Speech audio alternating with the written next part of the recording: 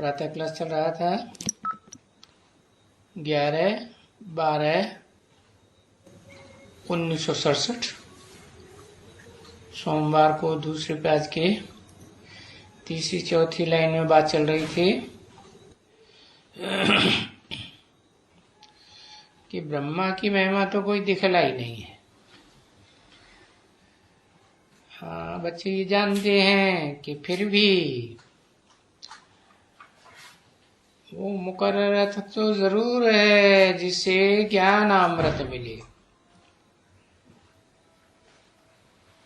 दादा लिख रहा है ब्रह्मा के मुख से जो शिव ने ज्ञान सुनाया उसे अमृत नहीं कहेंगे। तो शास्त्रों में लिखा हुआ है कि सोमरस उसे भी घिसना पड़ता था। क्या? हाँ, ओखली और मूसल में उसे घिसना पड़ता था, तब उसमें से अमृत रस निकलता। तो ये ब्रह्मा का कोई को पता नहीं है कि वो ब्रह्मा कौन है। मुकर्रर रथधारी ऊर्ध्वमुखी ब्रह्मा।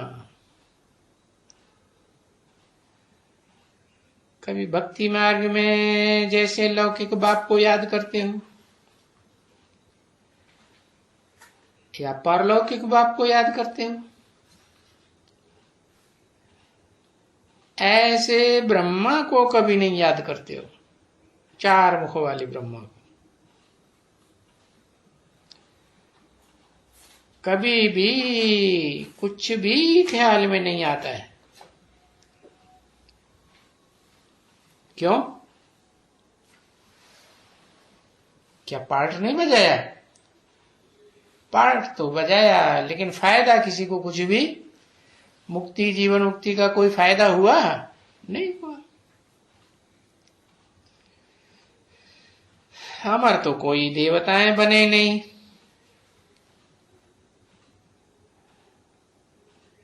देखो, अभी फिर तुमको समझाया जाता है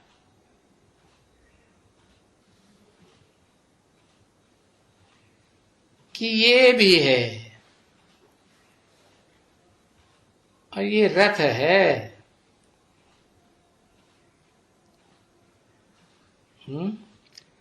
परंतु वो रथ कौन सा है जिसको श्रृंगारते हैं?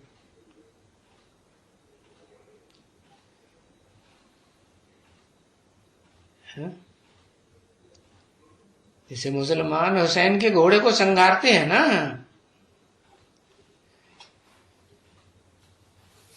तो देखो वो घोड़े को है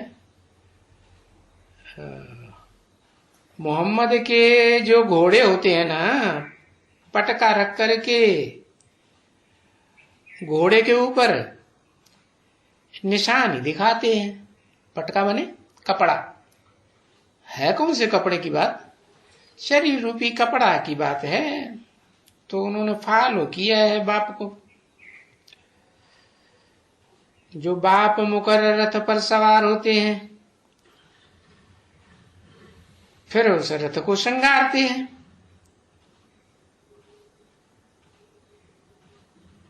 तो अभी बाप ने कोई घोड़े के ऊपर तो सवारी नहीं की ना है। घोड़ा किसकी यादगार? घोड़ा शरीर की याद, मन रूपी घोड़ा। हाँ, तो मन रूपी घोड़ा तो चंचल है। उसको चंचल को अचल बनाने के लिए कोई शिव बाप ने थोड़ी प्रवेश किया। वो तो चंचल को अचल तुम बच्चे खुद बनाएंगे कि बाप बनाएंगे? बच्चे बनाएंगे अपने पुरुषार्थ। तो कोई घोड़े के ऊपर सवारी नहीं की। ये घोड़े के ऊपर ये दिखलाते हैं ये कौन है। वही ब्रह्मा कुमार कुमारी कमकुरी के जो मुस्लिम धर्म में कन्वर्ट होते हैं कि घोड़े के ऊपर सर,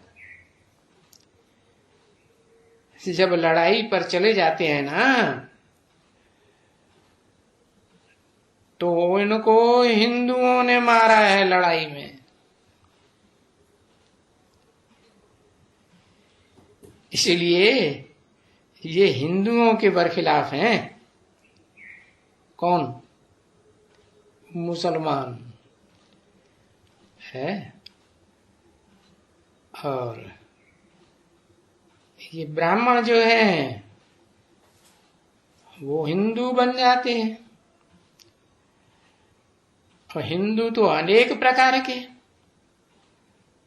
तो जो मुस्लिम धर्म में कन्वर्ट हो जाते हैं उनको जो और कुरी के ब्राह्मण हैं उन्होंने मारा। तो मुसलमान हिंदुओं के बरखिलाफ कि हमारे मुर्शिद को, गुरु को इन्होंने मारा।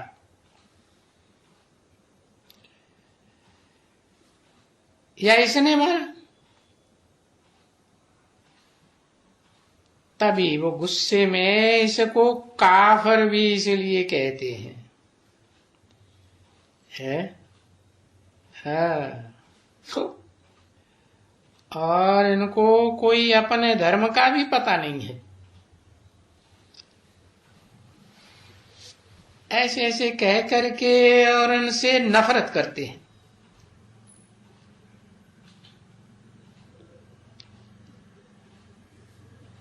और नफरत क्यों करते हैं? क्योंकि ये नफरत के लायक भी बन जाते हैं। क्योंकि अपने धर्म को और अपने श्रेष्ठ धर्म श्रेष्ठ कर्म को जानते नहीं, गिर गए। गिरे ना बच्चे। और कोई धर्म वाले नहीं गिरे।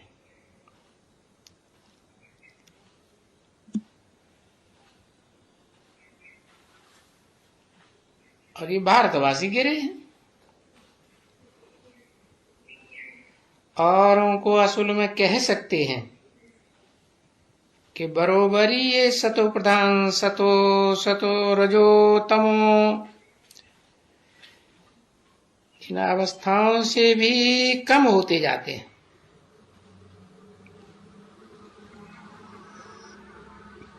पर इन जैसा बरी फिर गिरा हुआ दूसरा तो कोई भी धर्म नहीं है।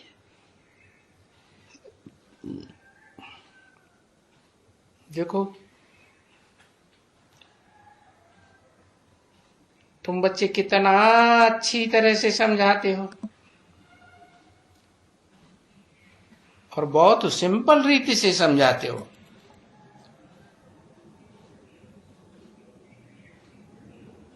और तुम उनकी बड़ाई करते हो। जिसको देखते हो उनको बोलते हो,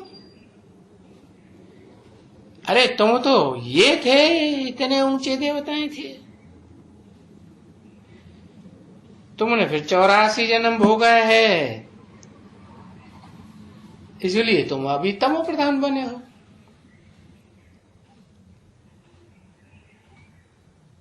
तो अभी तुम बच्चों को 84 जन्म भोगने के बाद फिर से सतो प्रधान बनना है। और जिन्होंने 84 जन्म नहीं भोगे हैं वो कम तमो प्रधान बनते हैं। तुम जास्ती बनते हो। तो योग भी जास्ती चाहिए या कम चाहिए? जास्ती चाहिए। तो देखो कितना सहज समझाते हैं। फिर देखो कि कुछ समझते हैं, अरे बिल्कुल ही मुश्किल कुछ समझते हैं। और समझने में टाइम भी तो लगता है ना बच्चे। इनको समझाने के लिए।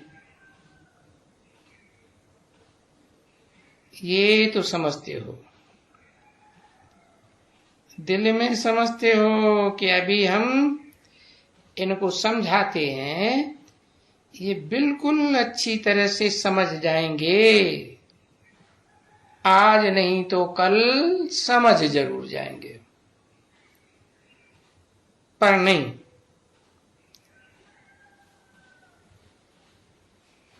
समझ जाने की निशानी क्या? समझ जाएंगे तो खुशी का पारा चढ़ जाएगा, और जो समझाने वाला होगा उसको उससे भी जास्ती खुशी का पारा चढ़ेगा। क्योंकि समझाने वाले तो बाप का परिचय देते हैं, और वो भी कोई साधारण बाप नहीं, बेहद के बाप का परिचय देते हैं। ये कोई कम बात नहीं है बच्चे। इसलिए वो समझ ही नहीं सकते हैं कि ये हो कैसे सकता है? कि ये हमारा जो धर्म पिता हुआ है मोहम्मद है, जिसके पीछे हम इतने उत्सव करते आए हैं, इतने जश्न मनाते आए हैं, इतना हम हो हल्ला मचाते रहे भक्ति मार्ग में है, इनको उससे भी ऊंचा कोई बेहद का पाप मिला हुआ है। तो समझ ही नहीं सकते कि ये बाप का, बेहद के बाप की ये बैठ करके ये जीवन कहानी सुनाते हैं। तो कभी भी किसी की बुद्धि में आ ही नहीं सकता है। अभी की बात बताइए, आगे तो समझेंगे ही। बैठ करके सुनाते हैं। शिव बाबा की ये बायोग्राफी सुनाते हो ना, जीवन कहानी, तो निराकार की जीवन कहानी होती है या साकार की? साकार की होती है। तो है तो निराकार वास्तव में, उसकी निराकार आत्मा का ही नाम शिव है। परंतु जब साकार में प्रवेश करते हैं तो नाम बदल जाते हैं।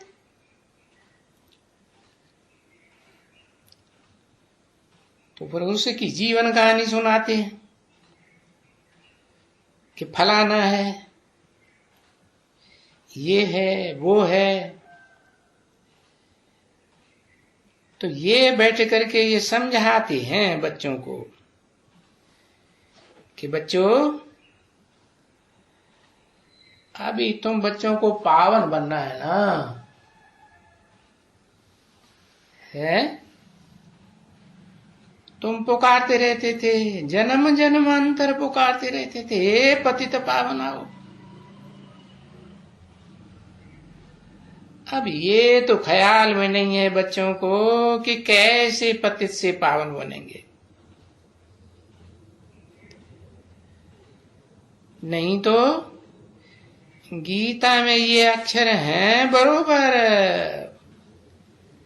है, मन मना भव मध्याजी भव के,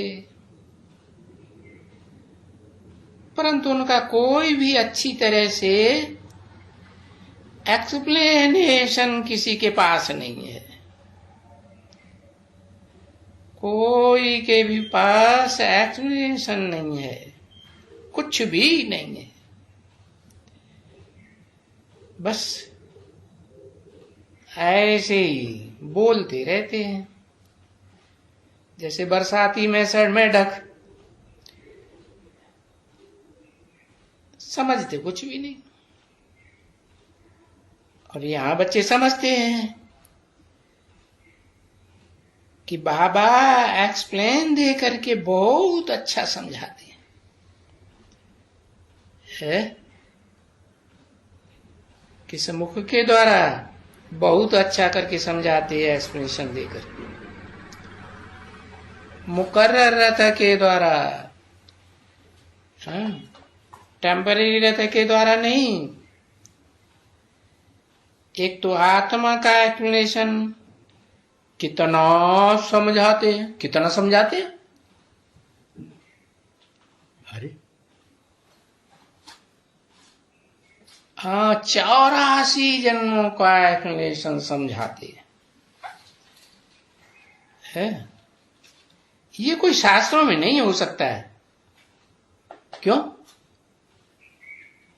क्योंकि शास्त्रों में तो उन्होंने षष्ठी चक्र की आयु ही लाखों वर्ष दिखा दी। तो ये संभव ही नहीं है कि कोई है 84 के जन्मों का चक्र का हिसाब किताब बताए, है ना बच्ची? कोई नहीं बता सकता।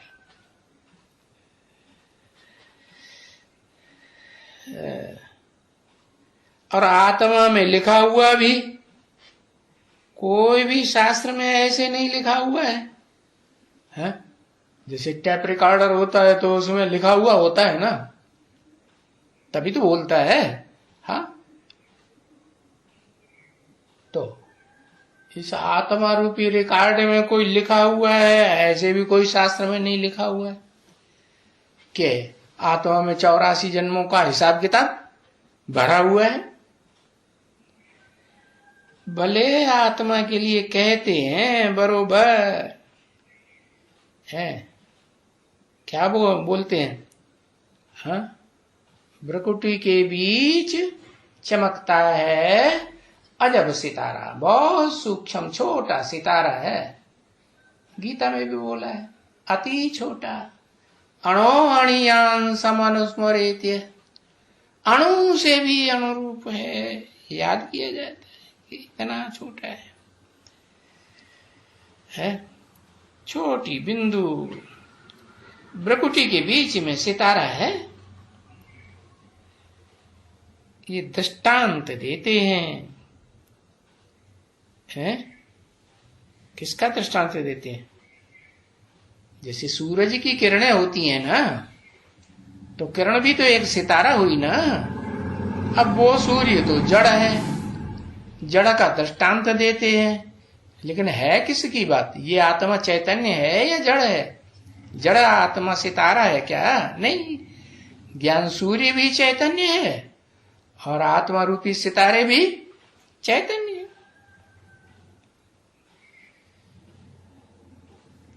तो ये दृष्टांत हैं जड़त्वमयी चीजों के। वो है जड़ सितारे, जड़ सूर्य, जड़ चंद्रमा, जड़ पृथ्वी है, जड़ सागर, नदियां, पोखरे, है ना? है, हाँ, पहाड़। तो उनका पर्सोनिफिकेशन किया है बैठ करके, मानवीयकरण। क्या कि ये मानव के रूप हैं। जैसे 5 तत्व है ना, कहते हैं जड़ है, पृथ्वी जल वायु अग्नि आकाश जड़ है। तो फिर उनको देवता कहते हैं कि नहीं? है तो देवता है मनुष्य मानव हुए या नहीं हुए? हाँ, हाथ पांव वाले, नाक आंख कान वाले मनुष्य हुए ना। तो जड़ का मानवीकरण कर देते हैं, दृष्टांत देते हैं। परंतु ये भी कोई मनुष्यों की बुद्धि में यथार्थ रीति नहीं है, क्योंकि ये भी तो जानना पड़े ना कि ये जो स्टार हैं छोटे से, इनमें ये कितने जन्म का पार्ट भरा हुआ है। ये तो बेचारों को कुछ भी मालूम नहीं है, दुनिया वालों को, और उन कम कलाओं के ब्राह्मणों को भी। क्या? जो कम कलाओं के ब्राह्मण है, खुद भी नीचे गिरते हैं और सारी दुनिया को भी नीचे गिराने के निमित्त बन जाते हैं। तो ये तो 84 लाख योनियों में फंस मरे हैं एकदम। बुद्धि कहाँ फंस गई, कितना भी समझाओ कहते हैं 84 जन्म, इतने से जन्म, बस ये हो नहीं सकता। 84 लाख योनियों में भ्रमण करने के बाद फिर कहीं बड़े भाग मानुष तन पावा। शास्त्रों में बोलते हैं सुर नर मुनि सब ग्रंथ न गावा, ये सब झूठे हैं, तुम सच्चे हो गए, ऐसे कहते। तो बाप पूछते हैं तुमने शास्त्रों में सुना है वो कि लाखों वर्ष सृष्टि की आयु, और ये तो साक्षात बेहद का बाप राइट बैठ करके समझाते हैं। तो वो मनुष्यों के, दाढ़ी मूछ वाले विकारी मनुष्यों के लिखे हुए शास्त्र राइट हैं, या जो जिसको कहते हैं पवित्रता का क्या क्या है, पवित्रता का भंडार, अखूट भंडार। तो उस बाप की बात माने वो राइट है या शास्त्र राइट है? हाँ, तो उसको ही कहा जाता है अनराइटियस। किसको है? जो दाढ़ी मूछ वाले ऋषि मुनि मनुष्य हुए ना, उनको ही अनराइटियस कहा जाएगा, न कि देवताओं को। देवताओं को दाढ़ी मूछ होती है और देवताओं को बनाने वाले को होगी फिर। जो विकारी मनुष्यों को, दाढ़ी मूछ वाले मनुष्यों को निर्विकारी क्लीन शेव देवता बनाता है, उसको तो होगी। बिल्कुल नहीं, अपवित्रता का नाम निशान नहीं हो सकता, अनराइटियस हो ही नहीं सकते। क्योंकि वो तो जो राइटियस बाप है, वो तो राइटियस एकदम सतयुग की स्थापना करते हैं, सत्य के युग की। एकदम कैसा? जो 16 कला संपूर्ण कृष्ण दिखाते हैं वो तो फिर भी कलाओं में बंधा हुआ, लेकिन बाप जो दुनिया स्थापन करते हैं विष्णु कुल की, वो तो कलातीत, कलाओं से भी परे। कलाओं में बंधा है मान दुनिया, या कलातीत? कलातीत। हाँ, एकदम राइटियस दुनिया, सतयुग। तो जो भी कुछ करते हैं या समझते हैं, ईश्वर से मिलने के लिए भक्ति करते हैं, अंधश्रद्धा युक्त भक्ति करते रहते हैं, समझते कुछ भी नहीं। तो ये सब भक्ति वगैरह ये सब ईश्वर से मिलने के लिए करते हैं। सब क्या है? ये सभी जो करते हैं ना, हिंदू हो, मुसलमान हो, सिख हो, ईसाई हो, ये मंदिर मस्जिद गिरजाघर गुरुद्वारे बनाते हैं ना, ये भक्ति मार्ग में अंधश्रद्धा से बनाए हुए हैं या इनमें भगवान बैठा हुआ है साक्षात? हाँ, अंधश्रद्धा से बनाए हुए। अभी कोई आते हैं तो उनसे पूछा जाता है तुमको क्या चाहिए, आपका आना कैसे हुआ, पूछा जाता है ना। तो पहले पूछना पड़ता है और पूछ करके फिर फार्म बनाना पड़ता है कि आपके यहां आने का उद्देश्य क्या है, क्यों आए हो। तो बोलता है अरे क्या क्या हम कोई मांगने यहां आए हैं?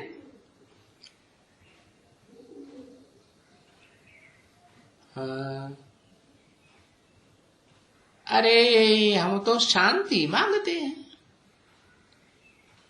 हम तो कोई शांति प्राप्त करने का रास्ता मांगते हैं। और क्या मांगते हैं? कोई हम तुमसे रुपया पैसा मांगने आए हैं, जो बड़े मगरूर होके बोलते हो तुम यहां क्यों आए हो?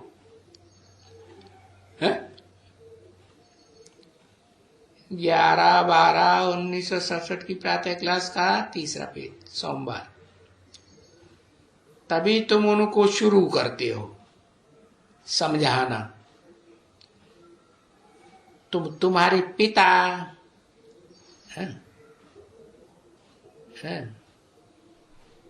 पता नहीं तुम्हारे पास है भी किताब फार्म भराने का या नहीं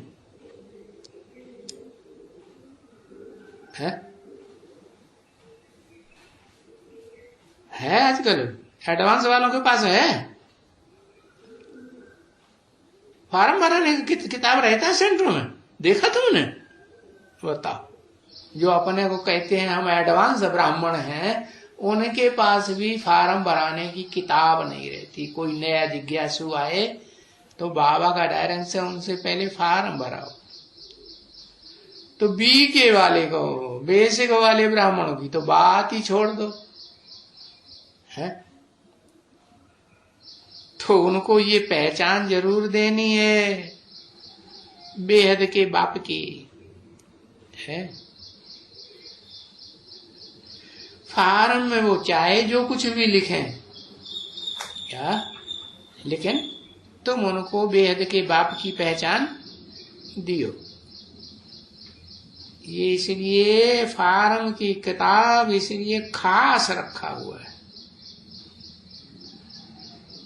कि ये किताब फार्म भराने का, क्योंकि हम देते ही हैं परिचय बेहद के बाप का, समझा?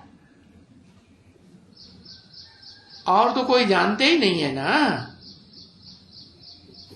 कि कोई फार्म भरेंगे तो उसमें परिचय देंगे बाप का, बताएंगे बेहद के बाप का परिचय? नहीं बताएंगे ना। इसलिए भराते हैं अच्छी तरह से कि बताओ आत्मा का बाप कौन।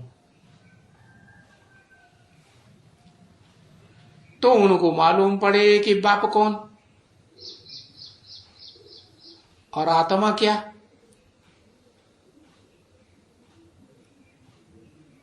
नहीं तो उनकी बुद्धि में तो सर्वव्यापी का ज्ञान भरा हुआ है। सर्वव्यापी में तो बाप का तो अर्थ ही नहीं रहता है। अरे लौकिक बाप को कोई कहेगा कि हमारा बाप लौकिक सर्वव्यापी है? एक है कि अनगिनत है? एक बाप है, सबका एक ही बाप होते हैं। हाँ, तो पूछना पड़े तुम्हारा बेहद का बाप कौन, और तुम्हारा सबका बेहद का बाप, हमारा तुम्हारा सबका कौन। तो देखो सबका बाप समझाना पड़ता है ना है। तो अभी बताओ कि सबका बाप कौन है, ये मुख्य बात है जो तुमको समझानी पड़ती है। क्या है? जो भी अंग्रेजी के, उर्दू के, हिंदी के अक्षर हैं, उनमें कौन सा अक्षर बताएंगे सबका बाप? हाँ? पहला पहला पहला उसी को नंबर देंगे ना है। अलफ है, हिंदी में पहला अक्षर आ है ना है? उर्दू में भी अलफ है ना, अंग्रेजी में भी ए है ना। हाँ, तो ये दुनिया की मुख्य भाषाएं हैं। जब तक ये बुद्धि में पूरा नहीं बैठे किसी के, वो बाबा ने बहुत बारी समझाया है, जब तक ये बात नहीं बैठी है बुद्धि में, ये बच्चियां भी घर में कोई भी आवे तो भले सीढ़ी भी रखी हुई हो भी, चित्र भी एक दो रखा हुआ हो भी, कम से कम चित्र रखा हुआ जरूर है। तो कम से कम जो ये बैज बना हुआ है ये तो है ना, तो ये 2 चित्र जरूर रखा है, झाड़ का और त्रिमूर्ति का। और झाड़ ये बराबर जरूरी है क्या? हाँ, क्योंकि सीढ़ी के चित्र में विदेशी लोग तो समझेंगे नहीं, क्योंकि उन्होंने तो 84 जन्म लिए ही नहीं है। बाकी झाड़ के चित्र पर विदेशी और विधर्मी आत्माएं वो समझ जाएंगे। तो ये झाड़ भी बड़ा जरूरी है और त्रिमूर्ति का भी जरूरी है, क्योंकि उसमें बाप का, बेहद के बाप का परिचय। तो झाड़ के चित्र से भी सभी धर्म समझ सकते हैं कि हमारा धर्म कब स्थापन हुआ, क्योंकि वो तो जानते भी है ना अपने धर्म की हिस्ट्री, धर्म पिता की कितने साल पहले आया। हाँ, हम जा सकते हैं मार्ग स्वर्ग में या नहीं जा सकते हैं, पूछेंगे तो उनको अच्छी तरह से मालूम पड़े कि किस हिसाब से हम स्वर्ग में जा सकते हैं। हम शांति धाम में जा सकते हैं, क्योंकि हर एक को ये समझाना चाहिए ना कि इस दुनिया की जो आबादी बढ़ती रही है हमेशा हिस्ट्री में, किस लिए बढ़ती रही कि आत्मलोक से, शांति धाम से आत्माएं आती रही, इस दुनिया में संख्या, जनसंख्या बढ़ती रही, और यहां जो जन्म लेती गई उनको वापस जाने का रास्ता मालूम ही नहीं। तो और जो आत्माएं उतरती जाती हैं तो जनसंख्या बढ़ती जाती है। तो पहले पहले तो समझ जावे भाई क्राइस्ट है, ये जो क्राइस्ट है, जो आत्मा आती है ऊपर से, वो आत्मा जिसका नाम क्राइस्ट पड़ा, उसके शरीर का नाम पड़ा कि आत्मा का नाम पड़ा। ऊपर से आत्मा आई क्राइस्ट की, है जीसस में प्रवेश किया। तो जीसस का शरीर था या क्राइस्ट का अपना शरीर था इस दुनिया में? जीसस का शरीर था। तो जिसका चेहरा था वो चेहरा क्राइस्ट को तो नहीं था ना, है? तो जिस चेहरे को तुम गिरजाघर में याद करते रहे, वो चेहरा स्वर्ग में जा सकता है कि नहीं जा सकता है? जीसस, हाँ, वो आधार मूर्त आत्मा हुई ना। तो वो आधार मूर्त आत्मा, वो तो स्वर्ग से ही देवता जन्म लेते लेते, कम कलाओं का देवता जन्म लेते लेते नीचे उतरी, और वो कम कलाओं का इसलिए बनी कि उसने ज्ञान कम उठाया। कल पहले भी जब भगवान आया था तो पूरा ज्ञान नहीं उठाया, इसलिए क्रिश्चियन धर्म में कन्वर्ट हो गई। तो ऐसे तो नहीं है कि स्वर्ग में नहीं जा सकती। जीसस से स्वर्ग में जा सकता है या नहीं जा सकता? जा सकता। और जीसस को जो चेहरे को याद करते रहे गिरजाघर में और घरों में, जीसस का चित्र, जीसस चित्र था या क्राइस्ट का चित्र था? चित्र किसका था? कौन सी आत्मा का था? आत्मा का तो चित्र होता नहीं, चित्र तो शरीर का ही होता है। तो जिसको याद करते रहे वो तो शरीरधारी था ना आत्मा, तो वो शरीरधारी स्वर्ग में जा सकती है, और उसको याद करने वाले भी स्वर्ग में जा सकते हैं कि नहीं? जा सकते हैं, स्वर्ग में जा सकते हैं। और शांति धाम में तो, आत्मलोक में तो सभी को जाना होता है। फिर वहां से उतरते हैं इस दुनिया में, कोई स्वर्ग में आते हैं और स्वर्ग में जन्म लेते लेते है जब अपने ज्ञान की प्रारब्ध पूरी करते हैं तो संग के रंग में आ जाते हैं अज्ञानता के कारण। अच्छा, जो भी दूसरे हैं ऊपर में माने शांति धाम में, आत्मलोक में है, ये बौद्धि इस्लामी, इनके लिए देखते हैं झाड़ में, तो ये आए ही हैं पीछे, तो ये तो स्वर्ग में तो जा नहीं सकेंगे ना जो पीछे आए हैं। क्या स्वर्ग की नई दुनिया है, इस सृष्टि पर 2500 साल की पूरी हो गई, फिर बाद में ये जो दूसरे दूसरे धर्म आए हैं वो जा सकते हैं? हाँ, नहीं जा सकते। दूसरे धर्म वाली जो आत्माएं उतरी हैं 2500 वर्ष के अंदर, जिनकी हिस्ट्री मिल रही है, वो तो वापस, हाँ, वो जिनमें प्रवेश करते हैं या उनके फॉलोअर्स जिनमें प्रवेश करते हैं वो स्वर्ग में जा सकते, वो भी ज्ञान लेंगे। बाप बेहद का आया हुआ है, वो बेहद का ज्ञान दे रहा है, तो जरूर स्वर्ग में आवेंगे, क्योंकि बाप को ही तो हेवनली गॉडफादर कहा जाता है? कहा जाता है ना। क्या कहते हैं मुसलमान भी कहते हैं, क्या कहते हैं? अल्लाह अव्वल दीन, अल्लाह ने आकर के अव्वल नंबर दीन अर्थात धर्म की स्थापना की। कैसा अव्वल नंबर? जिसमें जन्नत रची थी भगवान ने। ओ